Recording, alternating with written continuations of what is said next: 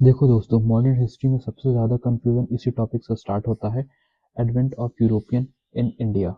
और सच बोलो, अगर यहाँ क्लियरिटी नहीं मिली तो आगे के चैप्टर्स में सब कुछ मिक्स होता जाता है। ये सीरीज़ एग्ज़ाम के लिए गेम चेंजर होने वाली है, क्योंकि यहाँ हम सिर्फ रट्टा नहीं मारेंगे बल्कि हर इवेंट के रीज़न और कनेक्शन को समझेंगे, जो डायरेक्टली एग्ज़ाम के एमसीक्यू में रिफ्लेक्ट होता है।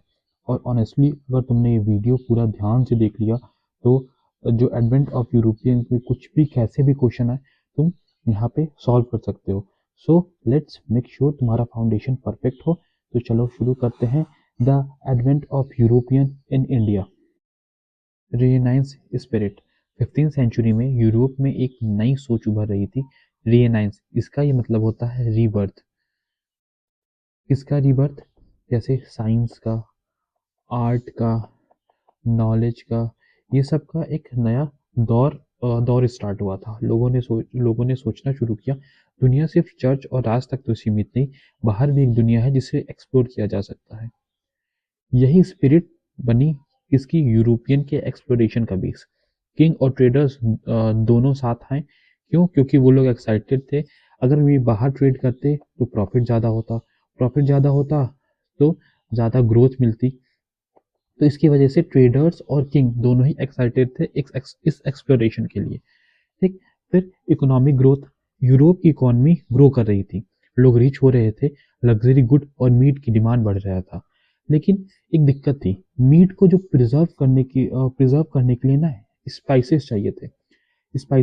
और ये स्पाइसेस कहाँ से आते थे? इंडिया से। इंडिया में कौन कौन से स्पाइसेस? जैसे पेपर हुआ, कार्डमम हुआ, क्लोव्स हुआ, ये सब इंडिया से आते थे। पर यहाँ पे एक प्रॉब्लम थी। प्रॉब्लम ये थी कि ये अरब और टर्किश मिडिल मैन के थ्रू आती थी, जिससे यूरोपियन तक पहुंचते पहुंचते 5-6 गुना ज़्यादा कॉस्टली हो जाती थी। तो यूरोपियन ने डिसाइड किया कि अब अपना सी रूट ढूंढेंगे, इंडिया जो डायरेक्ट इंडिया से कनेक्ट करें। इससे क्या होता, जो 50-60% एक्स्ट्रा देना पड़ता है वो उससे इनका पैसा बचता। तो ये इकोनॉमिक ग्रोथ में ये रीज़न था एक्सप्लोर करने का। फिर क्या होता है, 1453 में एक इवेंट हुआ जिसने दुनिया के ट्रेड मैप बदल दिया। ऑटोमन टर्क्स ने कॉन्स्टेंटिनोपल को कैप्चर किया। अब एशिया का जो ट्रेडिशनल रूट था वो बंद हो चुका था। अब यूरोपियंस के पास कुछ रास्ता नहीं था, तो यूरोपियन के ट्रेडर्स को इंडिया और ईस्ट से कनेक्ट करने के लिए एक नया सी रूट चाहिए था। नए सी रूट के लिए अब यहाँ से इनको एक और बूस्ट मिला। अब दिक्कत यहाँ पे एक और आती है, जैसे वेनिस और जियोना जैसे एक छोटे स्टेट जो टर्किश से कॉम्पीट नहीं कर सकते थे। तो स्पेन और पुर्तगीज ने इनिशिएट लिया।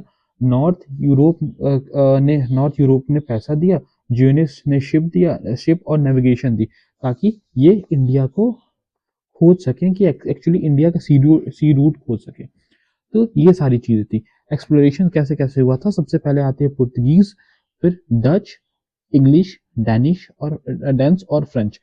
तो इस सीक्वेंस में लोग आए थे। ठीक है, आइए एक एक करके देखते हैं। सबसे पहले आए थे पुर्तगीज को। तो ये सीरीज को याद रखिएगा, ऐसे ऐसे लोग आए थे। ये एग्जाम में कई बार सीक्वेंस लगाने को दे देता है। आइए एक एक करके देखते हैं। सबसे पहले आए थे पुर्तगीज। पुर्तगीज के बारे में जानते हैं, कौन थे वो? पुर्तगीज इसमें सबसे पहले आते हैं, डिस्कवर किया गया, तो इन्होंने ही डिस्कवर किया था सी रूट 1498 में। किसने किया था? सबसे पहले आते हैं कौन? Vasco da Gama. इंडिया में सबसे पहले इंडिया में आते हैं, किसकी हेल्प से आते हैं? तो एक गुजराती पायलट था जिसका नाम था अब्दुल माजिद। अब्दुल माजिद की हेल्प से आते हैं, उसको याद रखिएगा, इंपॉर्टेंट नाम है। कौन आया था सबसे पहले? 1498 में वास्को डिगामा आए थे। किसने वेलकम करते हैं? जमुरिन। जमुरिन एक राजा था जिसने जब वास्को डिगामा आए थे तो उसने वेलकम किया था। ओके। फिर वो सेकेंड बार 1502 में आते हैं। एक establishment of Portuguese trading station, कहाँ कहाँ पे? कैलकाटा, कोचीन और कन्नौर, ये 3 जगह ये अपना ट्रेडिंग स्टेशन को इस्टेब्लिश करते हैं। सबसे पहले गवर्नर बने पुर्तगीज के साइड से, वो थे फ्रांसिस्को डी अल्मेडा। इनका टाइम पीरियड क्या था? 1505 से 1509 तक। आइए समझते हैं क्या क्या किया इन्होंने। सबसे पहले इन्होंने इनिशिएट किया ब्लू वाटर पॉलिसी। एग्जाम में यही पूछ लिया कि ब्लू वाटर पॉलिसी किसने लाई थी? तो फ्रांसिस्को डी अल्मेडा। इनका टाइम पीरियड क्या था? 1505 से 1509 तक। ये समझते हैं कि ब्लू वाटर पॉलिसी क्या थी। ब्लू वाटर पॉलिसी का मतलब था इस समुद्र पर कब्जा करके अपनी ट्रेड पावर को बढ़ाना। यानी जो फ्रांसिस्को डी अल्मेडा थे वो चाहते थे कि जो पूरी समुद्र पर अपनी नेवी के थ्रू कंट्रोल करे, ताकि जो ट्रेड और कॉलोनीज पर पूरी मोनोपोली हो सके। तो यही था ब्लू वाटर पॉलिसी।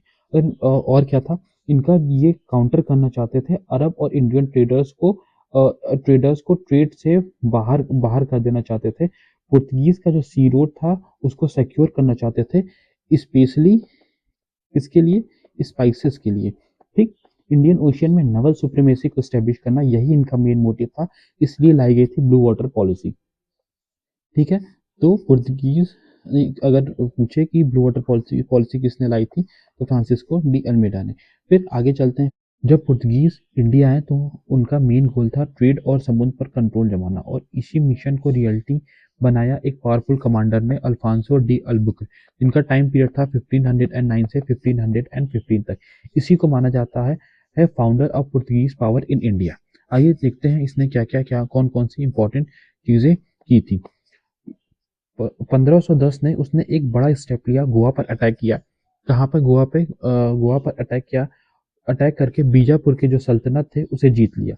ये जीत पुर्तगीज के लिए गेम चेंजर थी, क्योंकि गोवा में उनका एक बेस बन गया, ट्रेडिंग और मिलिट्री बेस दोनों। उसने सिर्फ गोवा नहीं बल्कि बख्तियार को भी कैप्चर किया था, जो तब विजयनगर जो तब विजय नगर एम्पायर के रूलर श्री कृष्ण देव राय के अंडर में था। ये एक इम्पॉर्टेंट पॉइंट है, तो ये याद रखिएगा कि गोवा कब कैप्चर हुआ था, 1510 में। किसके अंडर में हुआ था? फ्रांसिस्को डी अल्बुकर के अंडर में हुआ था। लेकिन अल्बुकर ने सिर्फ कॉन्कर नहीं किया था, उसके कुछ स्ट्रॉन्ग पॉलिसीज भी थी। उसने मुस्लिम पर परसिक्यूटेड किया, लेकिन एक साइड भी थी, उसने सोल्जर्स को एनकरेज किया कि वो क्या करें, वो लोकल जो वुमेन्स थी उनसे शादी करें। अब लोकल वुमेन से शादी करने से क्या होता है? लोकल वुमेन से शादी करने से ताकि जो मिक्स हो जाए इंडियन और पुर्तगीज कम्युनिटी, तो क्या डेवलप करने में आसानी होगी। और उसने एक और चीज किया, उसने उस टाइम पे सती प्रथा को बैन कर दिया। वो चाहता था कि सोसाइटी पे थोड़ा रिफॉर्म भी लाए। तो ये था अल बुकर के टाइम पे चीजें उसने ये की। तो इसमें इंपॉर्टेंट क्या है कि बैन किया था सती को इन हिज इन्फ्लुएंस एरिया, जहां तक उसकी पावर थी वहां तक उसने क्या किया था, सती को बैन किया था।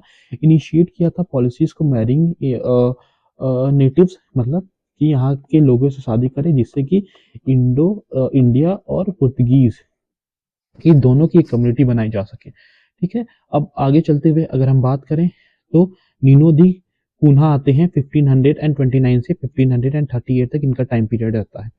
इनके टाइम पे क्या था, नूना द कुन्हा के टाइम पे इसने शिफ्ट किया था कैपिटल कोचीन टू गोवा। कब किया था? 1530 में। इसको याद रखिएगा, कब किया था, कब कैपिटल को शिफ्ट किया गया था कोचीन से गोवा में, 1530 में। तो यही पूछ दे कोचीन से कहाँ शिफ्ट किया गया था, तो गोवा में। तो ये सारी चीजें याद रखिएगा।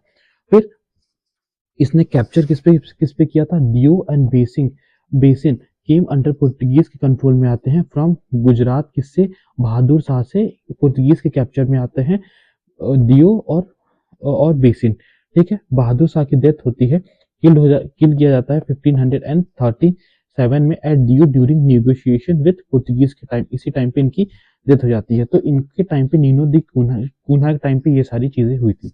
आइए अब आगे चलते हैं। आगे चलते हुए देखते हैं कि पुर्तगीज आखिर डिक्लाइन कैसे हुए, क्या इनके रीजंस थे पुर्तगीज के डिक्लाइन होने की इन इंडिया में। ठीक, emergence of powerful dynasty emerge हो रही थी, कुछ जैसे डायनेस्टी जैसे इजिप्ट, पर्शियन, नॉर्थ इंडिया में मराठा एंड नेबर्स, ये लोग स्ट्रांग हो रहे थे। तो जिससे जिससे पुर्तगीज की जो पावर थी वो धीरे धीरे क्या होती चली जा रही थी, कम होती चली जा रही थी। यूरोपियंस का बदला था, इंग्लिश और डच का एक एम्बियंस था कि चैलेंज करेंगे पुर्तगीज की जो सुप्रीमेसी है, उसको ये लोग चैलेंज करने के लिए रेडी थे। तो चारों तरफ से दिक्कत स्टार्ट होने लगी थी पुर्तगीज के लिए। शिफ्ट हुआ था फोकस, जो पुर्तगीज का ना वो शिफ्ट होने लगा था। Diversion of colonizing effort from west after Brazil discovery. जब ब्राजील डिस्कवर हुआ तो इस टाइम पुर्तगीज की जो इंटरेस्ट थी वो धीरे धीरे क्या होने लगी, चेंज होने लगी। इसलिए ये थोड़ा सा कमजोर हो गया। आई होप आपको ये वीडियो समझ में आई होगी। अगले पार्ट में हम लोग देखेंगे आगे की चीज़ें कैसे कैसे चली। अगर आपको ये वीडियो पसंद आई है तो प्लीज़ दोस्तों के साथ लाइक करिएगा, शेयर करिएगा और सब्सक्राइब करिएगा और रिवाइज ज़रूर करते रहिएगा वरना भूल जाएंगे। Okay, thank you. मिलते हैं कल की क्लास में।